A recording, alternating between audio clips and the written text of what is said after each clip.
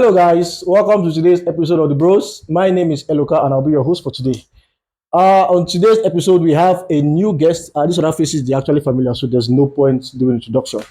But on today's episode, we have a new guest, Fesobi, also known as soft key. Soft as in the softest key you can have. Fesobi. You're welcome on today's episode of The Bros. Thank you. So now, today's topic, we're going to be discussing something basically. It's going to be brief.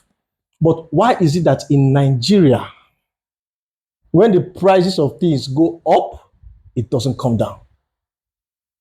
So anybody can start, actually. I'm not trying to start from here, just whoever can start. But I want to know why in Nigeria, when prices go up, it doesn't come down.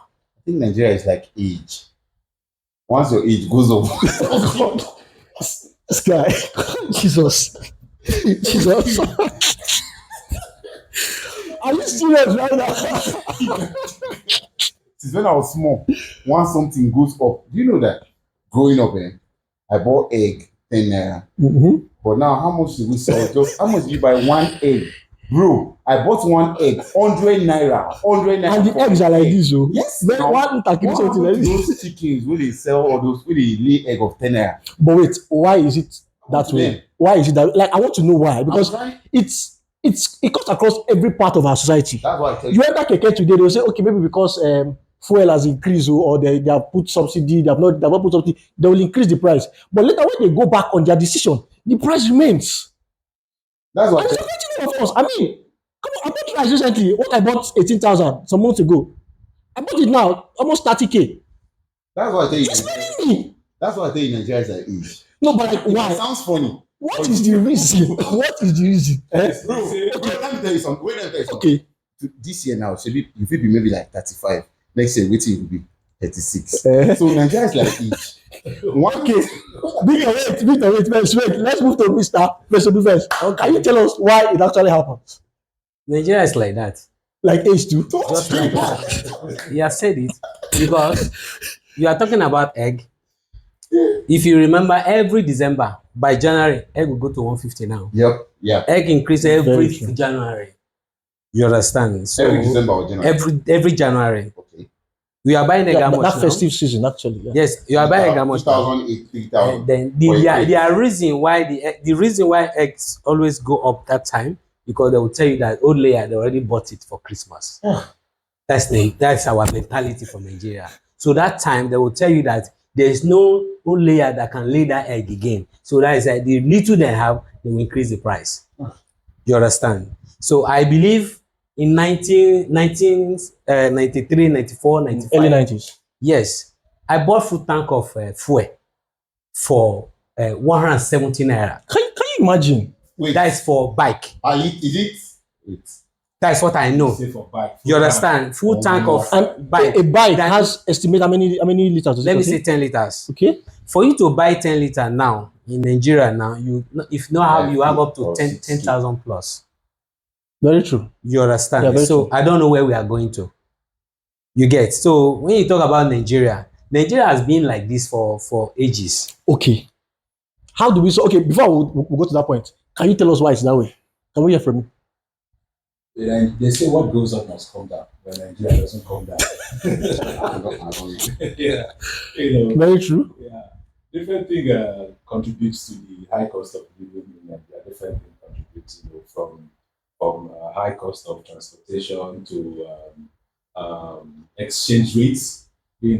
Exchange rates keep rising, and funny, a lot of people benefit from this exchange rates. Very true. And they don't want it to go down. They want it to keep going up, yeah, because a lot of people earn in dollars actually. Exactly. So they won't want it to go down because it will affect their own. But Nigeria's more currency is naira. No, but what the world recognizes is dollars. Dollar is a stable currency. Yes. When you are doing trade, World Trade Organization, World Bank, all those things, they work with dollars. I mean, who work with naira for goodness sake? It's your currency. They will prefer Ghanaian cedis than naira now. Come on. It's a fact. I don't know where we are going to, but I believe when I was in Delta State, I have a bus. I use it for transportation to Lagos. You understand? Then per passenger was 650 naira. How long? What year was that? What year? That should be 1998. 600 naira. 650 naira. And yet we produce fuel. That That's the then point. then you take 18 passenger to Lagos. That's about 11,000 naira. Same thing like Lagos. But now, if you want to travel, if you don't have 25,000 naira to the same Delta, You can't even go. you can't go. So where are we going to? That price can't even take you from Aja to Lekki Sef. That's fact. You can't, that's the money you can't take from Aja to Lekki. Lekki is here. Now, before, if I buy 5,000 naira fuel for my car, it will take me to Agege, to and fro. But now, for me to go to Agege now, I will buy 20,000 naira fuel. Yes. Okay. Before I get to Lekki, you don't enter reserve. Okay, now, what is the way forward? What do you think we can actually do in respect to this? Like, I know that, come on, there's a global inflation, right? Price of things are going up all parts of the world. Interest rate is also becoming something else. But the case of Nigeria, I think, is actually peculiar. So what can we actually do, this Nigerian case, to at least limit the, come on, it's something else. I think that some of the policies that the government are actually making are not favorable for the masses. For example, now is it policy making or policy implementation? Both the making and the implementation. Because sometimes I think we actually have good policies. Sometimes is implementation that's the problem. The bodies that will actually implement it over time. Do you know that most of the time, the back end of their policy making is actually corrupt? In what sense? Okay, let's talk about COVID-19, for example. You know, during this COVID-19, there were palliatives and all. So many organizations actually donated for what do they call this thing again? Palliative, to actually be shared amongst people. Now you realize that those palliatives, most of them were hoarded. They were hoarded, yeah. Do you understand? And what was the motive behind hoarding the palliative? For the election.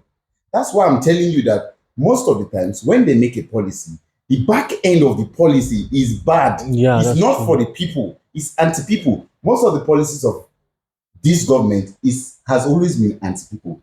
That's why you see that things keep going up and up and up. Okay, so if I get you right, so what you now feel is the solution should be good policies and good implementation. Fantastic. All right, so can we move to our That's been the case right from time. It's not just this government. Yeah, I agree. over time. Over time, yeah. That's why I say Nigeria is like age. I stand by my fact that Nigeria. You keep saying this Nigeria is like. Nigeria is like age. Okay, so what do you also think? He has said his own. He believes good policies and good policy implementation will actually suffice. So what do you think is the way forward? That at least what way can we curb this thing aside the point that he has actually made? There are some points he made there. There are some policies that actually favor some persons over there at the top there.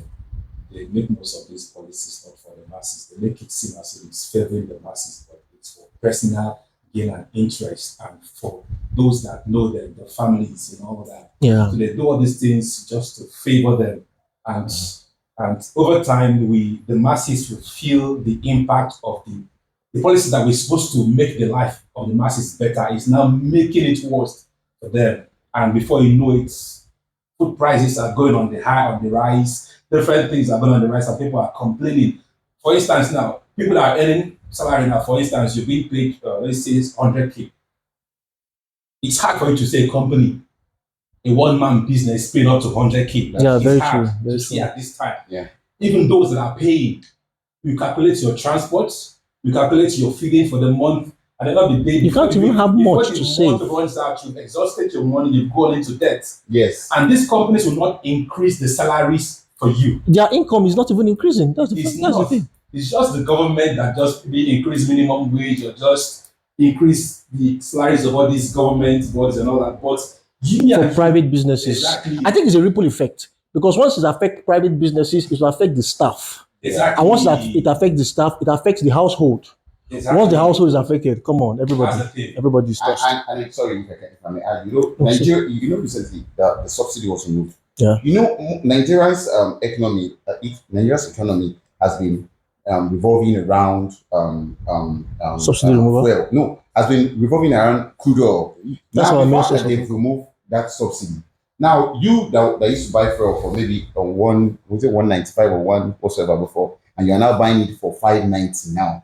You see, you have to increase the price of your own whatever you do. Your service, you need to increase the price of your service or the price of your goods to be able to balance up with the current cost of fuel. Like the guy that bumps my hair, initially he was taking 700. You see, Well, now he collects at least 1,000. 1,000, 1,500. And I have to pay. You see, and you understand because you know that he's buying fuel at Yeah, I know. a When you higher told me that price. the price had increased, So it's just a ripple. I didn't just complain. I just looked at the money in my wallet. I was like, okay, Father, help your boy. I will shall pay. because now that's to tell you that everything Yeah, is just that's a true. ripple effect of the cost. Again, the cost of fuel. So once the cost of fuel goes up, Everything the price goes of everything because goes everything goes down to transportation. So, Thank you. Transportation is a major thing for every business. Source of light, even our source of light is still fuel. okay, so let's get to our brother and let him give us his own idea of how he thinks we can actually, curb this current crisis. You know, every government with their policy. Very true. When Buhari was there, we are complaining. You understand? Then when Jagaban was the day there was swearing in Jagaban, Yeah. that particular day, fuel price goes up without plan. On the spot. That is his When he was own- reading his statement, he On said the something. spot. Yes, immediately he said that. Let me say, there's going to be a swearing like tomorrow, Yeah. like today. I bought fuel for 185 naira. The next day, I went to Phillips to get fuel for my car. They say it's 400 and something naira. You understand? Without no plan. So everybody comes with their own policy. We have been calling God to help us. My brother, the way it is now every mala with their kettle. It's not good. Every man na your own God. Every mala with their kettle. You understand? Yeah, that's so true. you have to, whatever you see, grab it. Yeah, that's true. Because the government they are not helping us. Yeah, but when you see whatever you see, grab it. To an Grab it, extent, snatch it, and no, run with it. no. To an Get the extent, context. it will Get be the a level context. of selfishness. Get the context. What you just said now is every man grab it. The Snatch people that said in these filling stations, what they did was every man grab it. Because when he made that statement, they didn't go and buy a new stock. It was the old stock that they increased the price. So they grabbed it. No money. If every man grabs, my Let me brother, tell you brother. Bro, I snatch. Let me tell you something. We go see this There's a country. parable said, if another man no spoil, another man will know the better. Better. True, that's true. You understand me now? But sometimes It's an another opportunity for man them. own sometimes no need to spoil. All of you can still fly. I mean, That There's enough room for everyone. that is how greedy Nigeria are. You understand? all right. We are greedy. You understand? So that is most of our problems. Okay, so the last set of people who are going to give us response to this are people in the comment section. You guys have heard everything we said. So please put it in the comment section what you think is the way forward. I mean, come on. I believe as it's biting us, I believe it's also biting you. So we'll see you guys on the next episode of The Bros. I remain your host, Eloka, and peace out. God bless you.